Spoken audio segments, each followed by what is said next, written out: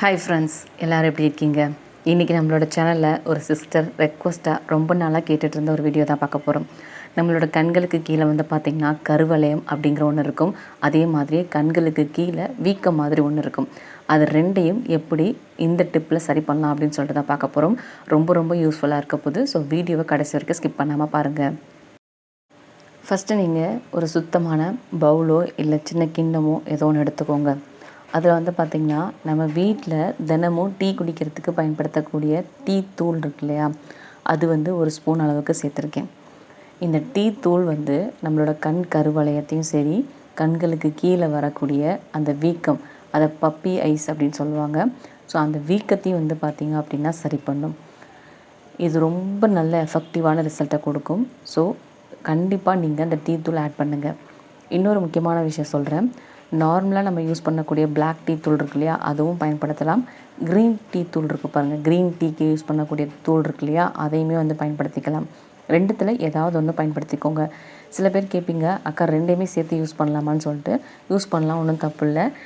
இந்த பிளாக் கலரில் இருக்கக்கூடிய டீ தூள் வந்து பார்த்திங்கன்னா 1/2 ஸ்பூன் சேர்த்துட்டு, க்ரீன் டீ தூள் 1/2 ஸ்பூன் சேர்த்து, அதுக்கப்புறம் நான் சேர்க்கக்கூடிய பொருட்கள்லாம் சேர்த்து யூஸ் பண்ணிக்கலாம்.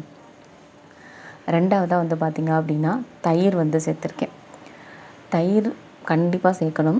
தயிரில் வந்து பார்த்திங்கன்னா லாக்டிக் ஆசிட் இருக்குது. அது நம்மளோட ஸ்கின்னுக்கு ரொம்ப நல்லது. நம்ம ஸ்கின்னுக்கு தேவையும் கூட. நம்ம ஸ்கின்னில் வரக்கூடிய சின்ன பிரச்சனைகள் எல்லாத்தையும் சரி பண்ணி கொடுக்குறது மட்டும் இல்லாமல் நம்ம ஸ்கின்னை லைட்டன் பண்ணி கொடுக்கும். இப்போ டார்க்காக ஒரு ஸ்கின் இருக்குது அப்படின்னா அந்த ஸ்கின்னை தயிர் யூஸ் பண்ணுறது மூலயமா நம்ம லைட்டன் பண்ணிக்கலாம். ஸோ அதுக்காக தான் தயிர் வந்து முக்கியமாக சேர்த்துருக்கேன்.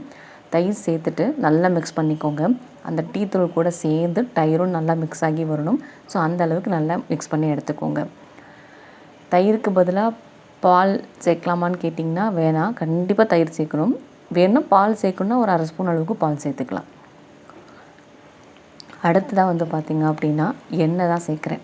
நான் சேர்க்குறது வந்து நார்மலாக நம்ம வீட்டில் பயன்படுத்தக்கூடிய தேங்காய் எண்ணெய். தேங்காய் எண்ணெய்க்கு பதிலாக நீங்கள் ஆல்மண்ட் ஆயில், ஆலிவ் ஆயில், விளக்கெண்ணெய் சேர்க்கலாம். விட்டமின் இ ஆயில் சேர்க்கலாம். கிளிசரின் இருந்தால் கூட அது சேர்க்கலாம். இந்த மாதிரி ஏதாவது ஒரு ஆயில் சேர்த்தா போதும். என்கிட்ட எதுவுமே இல்லைக்கா, நார்மலாக வீட்டில் பயன்படுத்தக்கூடிய தேங்காய் எண்ணெய் மட்டும்தாக்கா இருக்குது அப்படின்னா அது மட்டும் ஒரு 1/2 ஸ்பூன் அளவுக்கு சேர்த்துக்கோங்க. சேர்த்துட்டு நல்லா மிக்ஸ் பண்ணிக்கோங்க. இப்போது நமக்கு கண்களுக்கு கீழே வைக்கக்கூடிய அந்த ஐ பேக் வந்து பார்த்திங்கன்னா ரெடி ஆகிடுச்சு. இதை எப்படி வைக்கணும் அப்படிங்கிறது ரொம்ப முக்கியமான ஒரு விஷயம் இல்லையா? நீங்கள் உங்களோட கண்களுக்கு கீழே மட்டும் கருவளையம் இருக்குது அப்படின்னா கண்களுக்கு கீழே மட்டும் அப்ளை பண்ணிக்கோங்க. கண்ணை சுற்றி இருக்குது அப்படின்னும் போது கண்களை சுற்றி அப்ளை பண்ணிக்கலாம். ஆனால் கண்களுக்கு கிட்ட போகாமல் கொஞ்சம் கேப் விட்டு அப்ளை பண்ணிக்கோங்க. எப்படி அப்ளை பண்ணணும் அப்படிங்கிறத சொல்கிறேன். ஜஸ்ட் இதுதான் கண்ணோட கருவளையம் கீழ்ப்பகுதியில் இருக்குன்னு நினச்சிக்கோங்க. அந்த இடத்துல கருவளையம் எந்த இடம் வரைக்கும் இருக்கோ அது ஃபுல்லாக கவர் ஆகிற மாதிரி அப்ளை பண்ணிக்கோங்க. இன்னொரு முக்கியமான விஷயங்க, நிறைய பேர் கேட்பீங்க, அக்கா இதை ரெடி பண்ணிவிட்டு ஸ்டோர் பண்ணி வைக்கலாமான்னு சொல்லிட்டு. ஒரு நாள் நீங்கள் இந்த மாதிரி ரெடி பண்ணுறீங்க அப்படின்னா அதாவது காலையிலேருந்து நைட்டுக்குள்ளே யூஸ் பண்ணிக்கோங்க. மறுநாள் யூஸ் பண்ணுறதுக்கு அன்னைக்கு ரெடி பண்ணி யூஸ் பண்ணிக்கோங்க. இதை நீங்கள் ஸ்டோர்லாம் பண்ணி வைக்க வேண்டாம். அப்போயே ரெடி பண்ணி அன்றைக்கே தீர்த்துருங்க. ஒரு நாளைக்கு ஒரு தடவை தான் வைக்கணும் அப்படிங்கிறதுலாம் கிடையாது. உங்களுக்கு எப்பப்பெல்லாம் டைம் கிடைக்குதோ அப்பப்பெல்லாம் வைக்கலாம். ஒரு 1 ஹவர் கேப் விட்டு கூட வைக்கலாம். ஒரு 2 ஹவர்ஸ் கேப் விட்டு, நம்மளோட விருப்பம்தான். கொஞ்சமாக கேப் விட்டு கூட நம்ம வச்சுக்கலாம்.